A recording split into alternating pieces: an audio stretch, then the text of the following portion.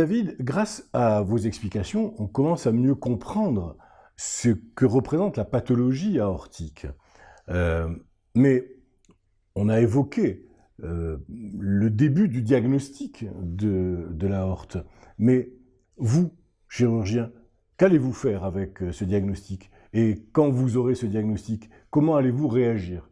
Quelle est la marche à suivre? Quelle est la conduite à tenir pour le chirurgien que vous êtes devant ces problèmes aortiques? Alors, vous tapez... Vaste question. Vaste question, vous tapez juste. Quand on pense avoir un anévrisme, on le surveille. C'est la première chose. On a fait le diagnostic de l'anévrisme par l'imagerie qui a fait des progrès extraordinaires, c'est-à-dire par l'échographie et surtout le scanner et l'IRM. Et ensuite, nous surveillons cet anévrisme. Alors, va rentrer en ligne de compte des tas de critères, l'âge du patient, sa morbidité, ses pathologies associées, et surtout la taille de l'anévrisme. La taille de l'anévrisme, elle est fondamentale, c'est-à-dire que quand un anévrisme grossit progressivement,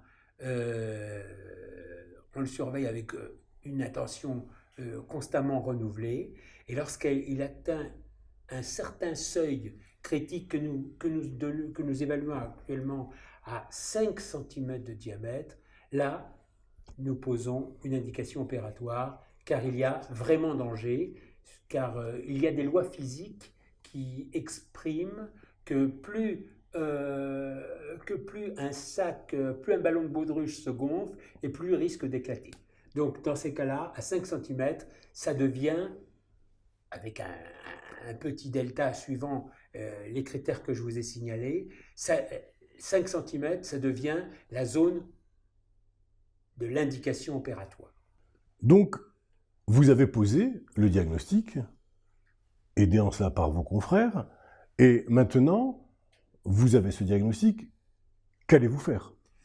C'est quoi votre geste ou vos gestes? Alors, le geste, c'est cette surveillance d'abord. Nous savons, par exemple, que lorsque un anévrisme est connu chez une personne et qu'il a des douleurs abdominales, la taille est mise en second plan, car il y a déjà un risque de fissuration de l'anévrisme. C'est un risque de signe avant-coureur qui annonce une complication de cet anévrisme. Sinon, à 5 cm, là, on prévient le patient et sa famille pour envisager une intervention chirurgicale.